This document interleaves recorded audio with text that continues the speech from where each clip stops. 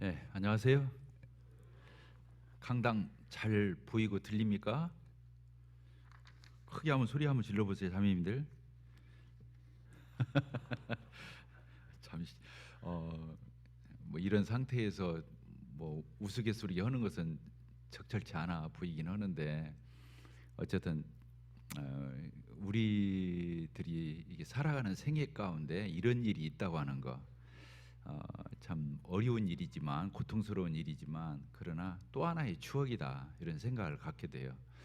그래서 오늘 사진 촬영을 좀 잘 해놓으라고 그랬어요. 마스크 다 쓰고 또 거리 유지 지금 테이핑을 다 해서 지금 자리 하나하나 다 뛰도록 하고 가족들끼리만 한 있으면 셋 앉고 나머지 둘씩 이렇게 앉아서 또 자매님들은 체육관 아침에 10시 반에 그 행정관서에서 왔더라고요. 일일이 다 점검하고 우리 예배당 보고 아래층 보고 또 체육관 가서 다 보고 그분들도 다 사진 촬영해가고 아주 흡족한 태도로 이게 잘 지켜줘서 고맙다. 끝까지 마무리까지 잘 해주기를 바라는 이런 말을 하고 돌아갔습니다. 저희들 체육관 시설이 이렇게 있어가지고 거리두기 지금 자매님들이 꽉 찼거든요. 강당에 강당이 한 8, 90석이 될 건데 거기에 지금 꽉 찼어요. 잔 돌리면서 보니까 주님이 저희들에게 이렇게 또 강당을 주셔서 이렇게 예배를 드릴 수 있다는 게 참 감사가 되고 그렇습니다.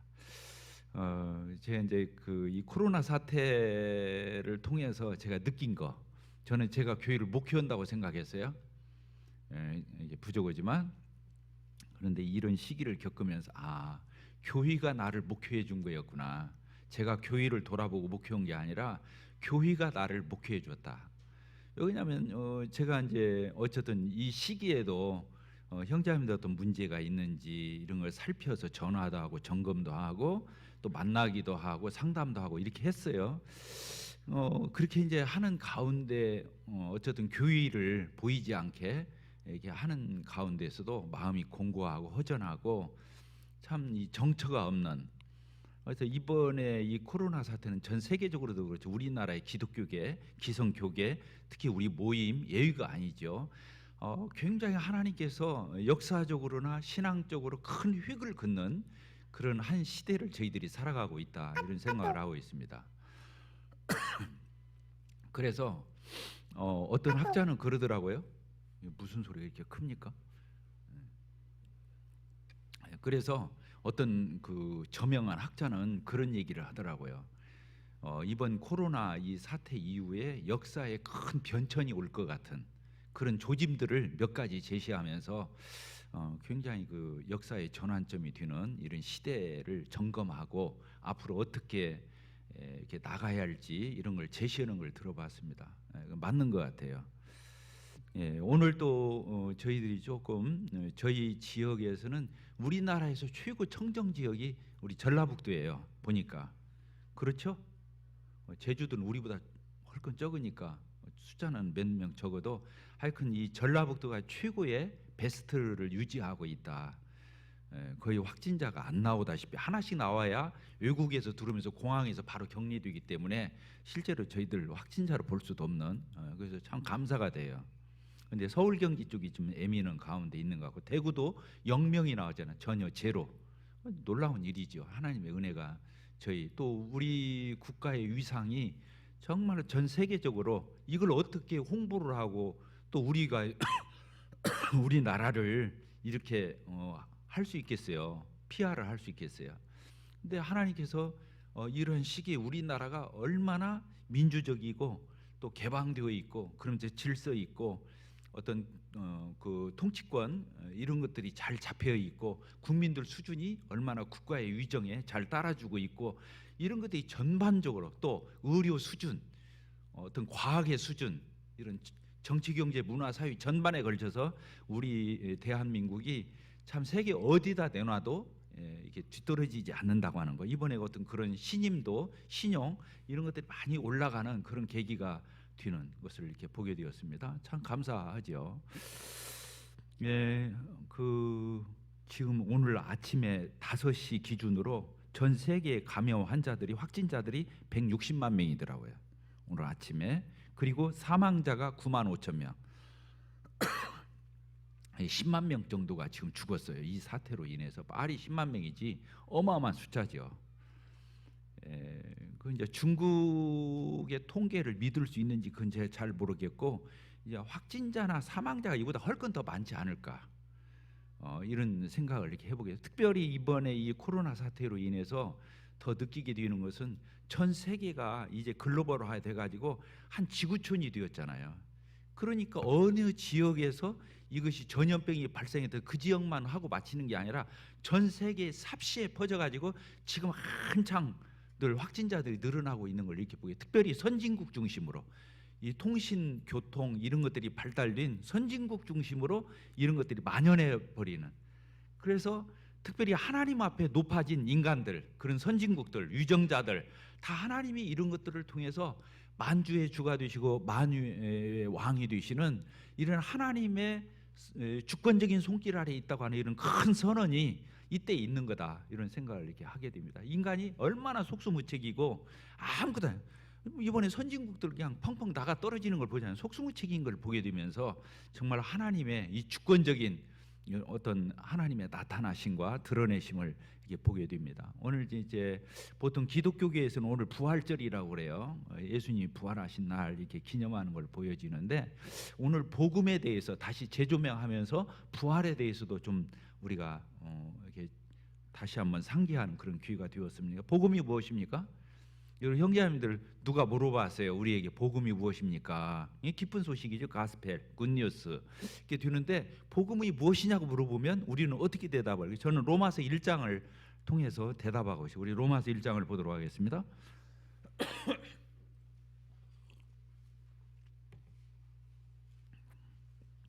로마서 1장 1절부터 이렇게 보도록 하겠습니다. 예수 그리스도의 종 바울은 사도로 부르심을 받아 하나님의 복음을 위하여 택정함을 입었으니, 바울은 복음을 위해서 선택받았다는 거예요. 사도로. 이 복음은 이제 복음이 설명이 나와요. 하나님이 선지자들을 통해서, 구약에 있는 그 모든 선지자들을 통해서 누구에 대하여? 그의 아들, 하나님 아버지 아들에 관하여, 예수 그리스도에 관하여 성경에 미리 약속하신 거예요. 구약에서 그렇게 하셨다는 거예요. 그의 아들에 관하여 말하면 예수 그리스도에 대해서 이게 설명하는 거예요. 그러니까 복음은 뭐냐면요, 예수 그리스도예요. 예수님을 전해주는 게 복음이에요. 어떻게 전해주는 겁니까? 예수님이 그리스도라고 전해주는 거예요. 따라서 합시다. 예수님이 그리스도시다.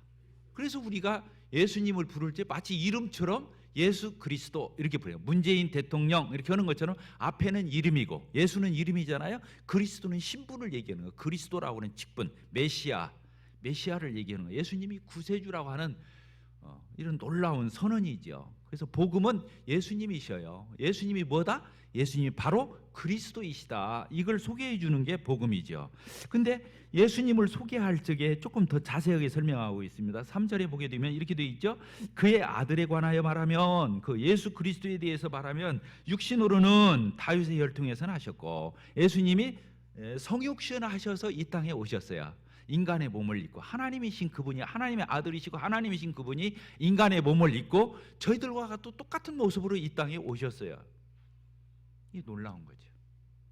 복음이 그거죠. 하나님이 우리를 구원하시기 위해서 하나님이 사람이 되셨다고. 이게 복음이에요. 하나님이 사람이 되어 오신 거예요. 창조주가 피조물이 되어 오신 거예요. 이게 우리에게는 이루 말할 수 없는, 감당할 수 없는 은혜죠. 하나님이 우리처럼 왔다는 거. 그리고 우리 가운데 오셔서 33년을 사셨어요. 그리고 구속사역을 이루셨죠. 어떻게 이루셨습니까? 그분이 우리의 죄를 위해서 십자가에 피 흘려 죽으시고, 그 다음에 우리의 의를 위해서 부활하신, 이게 이제 그 다음에 내용에 이어져요. 예수 그리스도는 인간으로 오셨다. 그리고 그분은 곧 하나님이시다. 이렇게 이어지거든요. 그래서 3절에 말하면, 그의 아들에 관하여 말하면, 예수님은 육신으로는 다윗의 혈통에서 나신 그런 성육신하신 사람이 되어 오신 하나님. 그 다음에 4절에서 뭐라고 말했습니까? 성결의 영으로는, 이건 하나님적 신분을 얘기해요. 예수님은 인간이시자 하나님이시다. 성결의 영으로는 죽은 자들 가운데서 부활하셔서 능력으로 하나님의 아들로 선포되신 곧 우리 주 예수 그리스도 신이라, 이렇게 되어 있어요. 여기 보니까 예수님이 죽음 가운데서 부활하셔서 그분이 바로 하나님의 아들이시다. 예수님은 인간으로 오셨는데 인간에 머무른 분이 아니라 하나님의 아들이시다. 그 말은 하나님이시다 이 말이에요. 자, 따라하십니다. 하나님의 아들이라는 말씀은 하나님이라는 말씀이다. 하나님의 아들은 하나님이에요. 그래서 예수님이 한 번도 나는 하나님이야 이런 적 없어요. 나는 하나님의 아들이야. 나 하나님이 보내서 왔어. 나 하나님의 아들이야. 그런데 사람들이 저 녀석 봐? 자기가 하나님이래 이렇게 말해요. 예수님은 자기를 가리켜서 나 하나님이다 이렇게 한 적 없어요. 나는 하나님의 아들이다 했는데 사람들은 어떻게 들었어요? 자기가 하나님이라고 하는 것처럼 들었다고 하는 거예요. 자, 이해가 되시죠? 그래서 예수님이 하나님의 아들이시고 하나님이라는 증거가 뭐예요? 인간의 몸을 입고 오셔서 십자가에 피 흘려 희생해서 죽으신 거 가지고는 하나님이라는 증거가 안 돼요. 죽음으로 끝났기 때문에. 근데 하나님이라는 증거, 하나님의 아들이라는 메시아라고는 그리스도라고는 증거는 어디서 된 거냐면 부활하시면서 된 거예요. 왜? 하나님만 빼놓고 하나님만 예의로 하고 모든 건 다 죽기 때문에. 근데 예수님은 부활하셨어요. 그러니까 그분이 하나님이신 거예요. 그래서 하나님의 아들로 여기 뭐라 했냐? 선포되었다, 입증되었다 이런 표현을 쓰는 거죠. 하나님의 아들로 확증되었다. 하나님의 아들임이 증명되었다. 하나님의 아들이 틀림없잖아. 이렇게 된 거라는 거예요. 놀라운 얘기죠. 예수님은 인간으로 저희들과 같이 오셨습니다. 또 예수님은 하나님이십니다. 그래서 하나님과 인간을 연결해 줄 수 있는 중보 역할을 하실 수 있는 거죠. 하나님도 한 분이시오. 하나님과 사람 사이 중보자도 한 분이신 곧 사람이신 예수 그리스도시라 이렇게 되어 있잖아요. 그래서 예수님 자신이 하나님이시고 예수님 자신이 인간이기 때문에 거룩하신 하나님 아버지와 인간을 중보해 줄 수 있는, 중매해 줄 수 있는 유일한 중보자가 되셨다. 내가 곧 길이요 진리요 생명이니 나로 말미암아 자꾸는 하나님 아버지로 갈 자가 없다. 천하 인간에 예수 그리스도 말고 천하 인간에 어떤 이름도 그런 일을 주신 적이 없다. 이렇게 표현하고 있죠. 예수님만이 복음이죠. 예수님이 복음이라고 깨달아야 인격의 변화가 오지요. 죄사함에 거듭남의 도리를 아는 것이 거듭남이 아니죠. 그거 아니에요. 복음은 그것을 아주 극히 아주 단편적인 얘기를 하는 거예요. 예수님이 복음이라고 생각해야 예수님과 같은 모습을 담는 거예요. 죄사함의 거듭남의 어떤 깨달음이 교리라고 하는 사람은 깨달음을 가지고 말할 거라고요. 그런 변화 정도밖에 안 올 거라고요. 놀라운 얘기입니다. 우리는 복음을 전할 때 누구를 소개해야 됩니까? 예수 그리스도를 증거하는 것입니다. 예수님이 어떻게 하셨어요?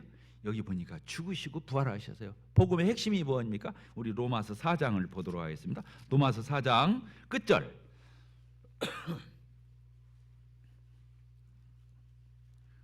4장 24절 25절 읽도록 하겠습니다. 시작.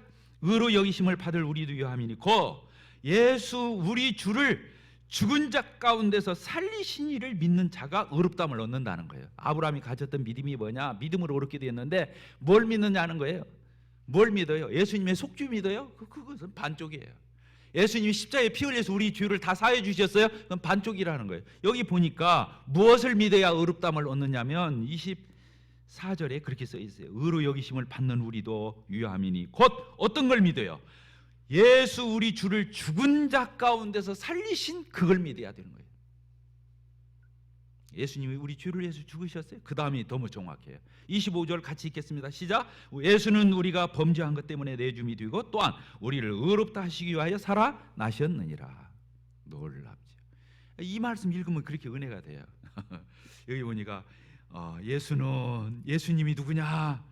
예수님이 어떤 일을 했냐? 우리 범죄한 거 이 죄를 사하기 위해서 어떻게 됐다? 내어줌이 됐다. 인간으로 내어줌이 되고 고난에 내어줌이 되고 희생제물로 내어줌이 되고 저 장사 지내고 이렇게 예수님이 내어줌이 됐다는 거예요.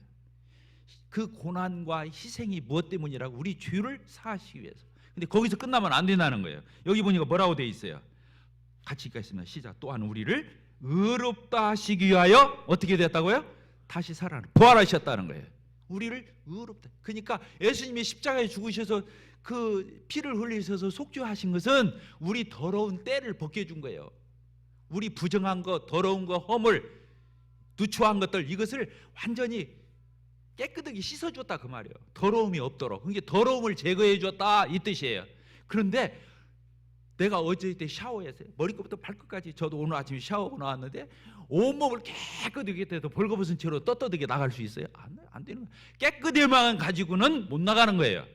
그럼 어떻게 돼야 되는 거예요? 의로워야 나갈 수 있는 거예요. 그래서 의를 뭐라 하냐면 죄사함은 옷이 아니에요. 의야 옷이 되는 거예요. 밖에 나가려면 우리가 옷 입고 나가잖아요.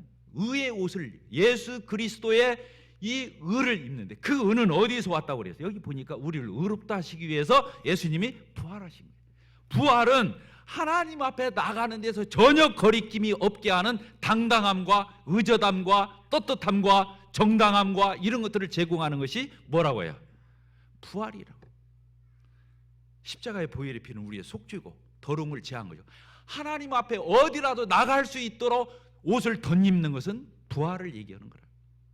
놀라운 거죠.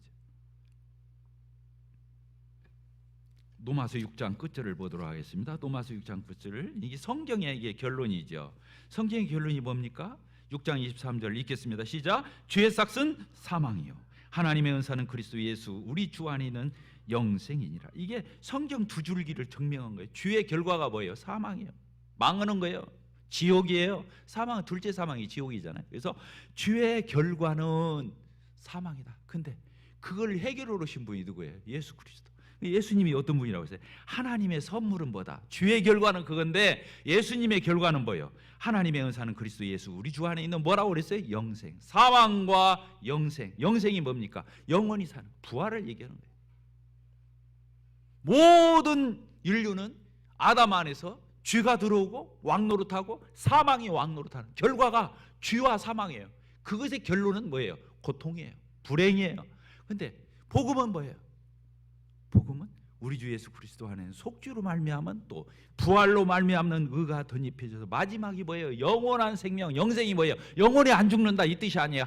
영원히 창조주 하나님과 더불어서 우리가 영원히 같이 관계를 유지하면서 즐기고 누리는 행복을 얘기하는 거예요. 지옥은 고통을 얘기하고 불행을 얘기하는 거예요. 결론이. 천국은 영생을 얘기하는 거예요. 영원한 하나님과 함께 영원한 그 나라에서 그 사랑하는 성도들과 더불어 그 나라에서 영원한 생명을 누리는 것을, 자 우리 8장 1절을 보도록 하겠습니다. 로마서 8장 1절. 이게 다 복음의 핵심들이에요. 8장 1절.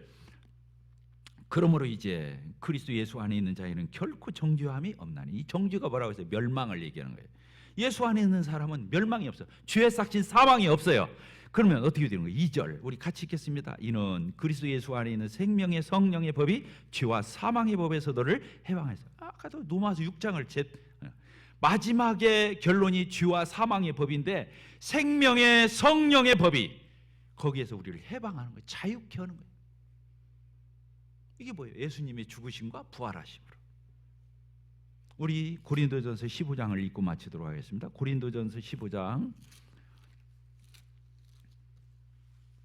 1절을 읽겠습니다. 형제들아 내가 너희에게 전한 복음을 너희에게 알게 하노니 이는 너희가 받은 것이요 또 그 가운데 선 것이라. 너희가 만일 내가 전한 그 말을 굳게 지키고 헛되이 믿지 아니하였으면 그로 말미암아 구원을 받. 이 복음으로 말미암아서 믿고 구원받는다 이렇게 돼 있죠. 그럼 복음이 뭐냐?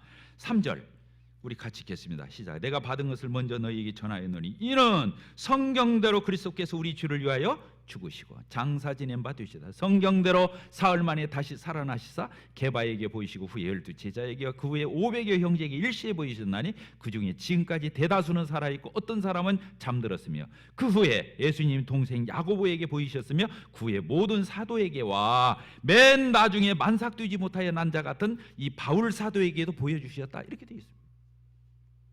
복음은 성경대로 예수님이 죽으시고 부활하신 것은 그냥 이렇게 뒤니까 그런 게 아니라 구약에서 말씀하셨기 때문에 여기 성경대로라는 것은 하나님의 말씀대로 계시대로 그렇게 되었다는 거예요.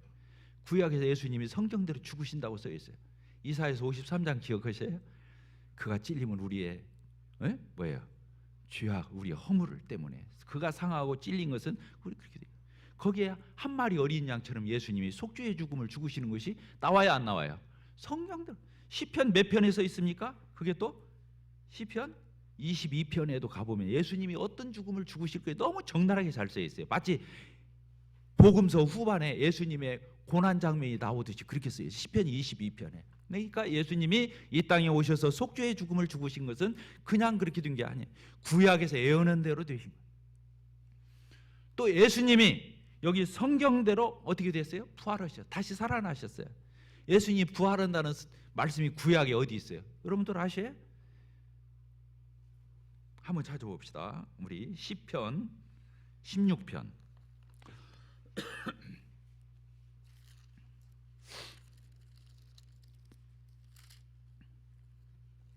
시편 16편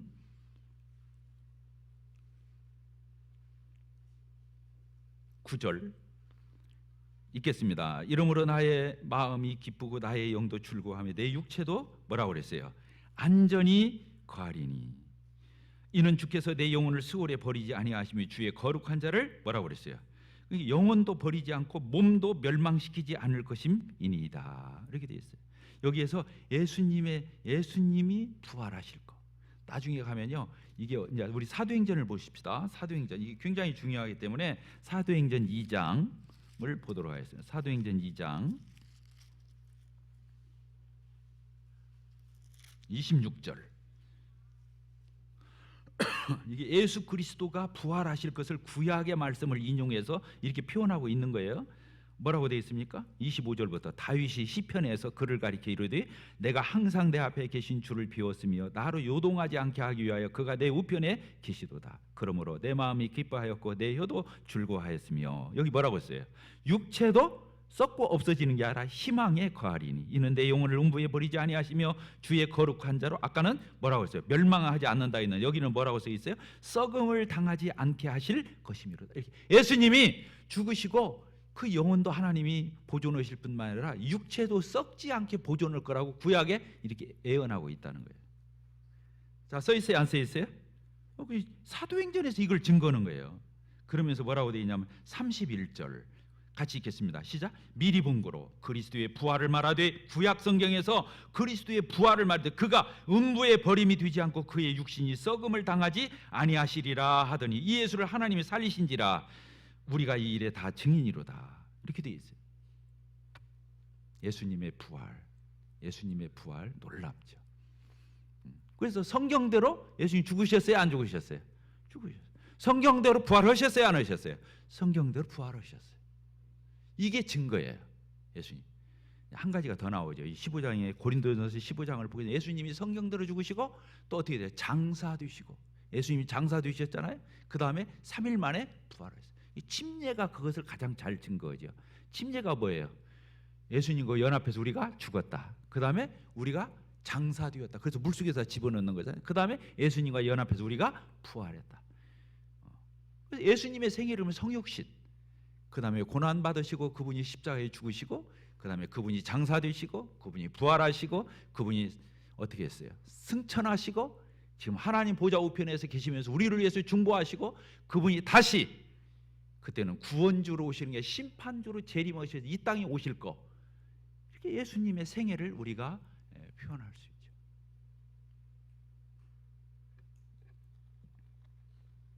설교를 참 짧게 하기 어려워요. 창세기 3장 15절이 참 멋진 구절이에요. 원시복음이라 맨 처음에 나오는 복음이라고 그러는데 거기 보면 여자의 후손, 뱀의 후손을 얘기하죠. 거기서 하나님이 예언을 했잖아요. 뭐라고 예언을 했죠? 뱀의 후손이 여자의 후손의 어디를 문다고 해서 발꿈치를 상하게 한다고 그랬죠. 발꿈치 물리는 결정적인 사망이 될 수 없어요. 아프다 마는 거지. 그게 뭐예요? 예수님의 십자가에, 사단이 예수님을 십자가에 못 박으면 승리할 줄 알았다는 거예요. 죽이면, 예수님 십자가에 못 박아서 죽이면 끝날 줄 알았다. 예수님이 거기서 죽고 끝난 게 아니에요. 십자가라도 승리했지만 부활로서 더 승리하셨죠. 그래서 뭐라고 표현해요? 여자의 후손은 뱀의 후손의 머리를 상하게 하는, 머리를 상하게 하는 게 뭐예요? 십자가의 죽으심으로 모든 사단이 가져왔던 죄와 사망과 모든 고통과 불행, 멸망, 이걸 예수님이 해결했다는 뜻이기도 하고, 예수님이 부활하셔서 생명의 성령의 법이 죄와 사망의 법에서 너를 건졌다고 하는 이 놀라운 선언이 예수님의 십자가의 죽으심과 부활에 강력하게 나타나 있죠. 그래서 창세기 3장 15절이 놀라운 말씀이에요. 그리고 예수님이 십자가에 죽으시면 어떤 면은 우리의 구속과 관련되어 있지만 부활은 성화와도 연결되어 있어요. 칭의와도 연결되어 있지만 성화와도 연결되어 있어요. 예수님이 부활하심으로 말미암아 우리에게 주어진 것이 뭐예요? 초실과 같은 거예요. 예수님이 죽으시고 부활해서 첫 열매가 되시죠. 그 열매의 결과로 뭘 줬냐면 성령을 주신 거예요. 성령님이 예수님을 영접한 사람은 예수님만 영접하는 게 아니라 내 안에 성령님이 오셔서 우리를 책임지시죠. 성령이 오셨다고 하는 거예요. 놀라운 거예요. 부활은 능력을 얘기하죠. 십자가는 구속의 은혜와 사랑을 얘기하죠. 그래서 우리가 예수님의 십자가를 생각할 때 눈물이 있죠. 감사가 있죠. 뜨거움이 있어요. 그러나 성화를 하는 데는 많은 차질이 와요. 그러면서도 자기 뜻대로 살고 자기 주장대로 살고 자기가 인생의 주인이 되어서 자기가 자기 자신의 왕이 되어서 사는데 십자가의 은혜 가지고는 안 돼요. 부활하신 주님은 하나님이시라 했잖아요. 부활하신 주님은 주인이 되시고 왕이 되셔서 우리를 통치하시는 거예요. 그래서 부활의 영광을 볼 수 있어야 그가 꺾인 삶을 살아요. 십자가의 은혜만 가지고는 안 돼요. 눈물을 흘리면서 자기 뜻대로 살아요. 자기 주장대로, 자기 스타일로, 자기 좋은 대로 살아요. 근데 부활해서 주님을 만나야 꺾이고 예수님을 왕으로 주인으로 하고 그분의 능력을, 부활은 능력이니까 능력을 힘입어서 성화에 있어서 성령님을 힘입어서 승리하는 삶을 사는 진정한 승리는 부활에게 있는 거예요. 십자가는 부활을 염두에 둔 것이고 부활은 십자가를 염두에 둔 거지만 다 우리에게는 이런 놀라운 의미가 있다, 이런 생각을 하게 됩니다. 그동안 설교를 못했다 하니까 짧게 한다면서 길어졌습니다. 이런 주님이 내 주님이시다. 하나님이 인간이 되어오심 얼마나 사랑했어요. 만물의 찌꺼기와 아까 벌레 같은 나를 위해서 예수님이 그 은혜, 그리고 많은 사람들이 이 부활 때문에 부인할 수 없게 되어 있어요. 십자가에 죽으신 것은요, 많은 사람이 국가를, 안중근 의사도 그렇고, 그렇죠? 이준 열사도 그렇고, 우리나라를 위해서 누군가를 위해서 죽은 사람은 많아요. 근데 부활한 사람은 예수님뿐이 없어요. 하나님의 어린 양으로서 세상 줄을 지고 가셔서 죽으시고 부활하신, 그래서 그 죽음이 의미가 있는 죽음이었다, 하나님의 죽음이었다, 메시아로서의 죽음이었다고 하는 것은 부활에서 증명된 거예요. 왜냐하면 뜻깊게 죽은 사람은 너무 많기 때문에 그래요. 그러나 부활하신 것은 우리 주 예수 그리스도 한 분이시에요.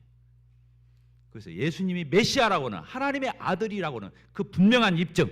그래서 나중에 가서 아무도 핑계할 수 없는 것은 십자가를 부인하지 않아서 그런 게 아니라 예수님의 부활을 부인했기 때문에 구원을 못 받는 거예요. 세상에 있는 사람들은 죽음까지는 인정해요. 그러나 부활까지 믿을 수는 없어요. 부활은 복음의 최종적인 확증이고 도장을 찍은 거예요. 우리에게는 확증이요, 세상 사람들은 핑계할 수 없는 그런 심판의 증거가 되는 것입니다.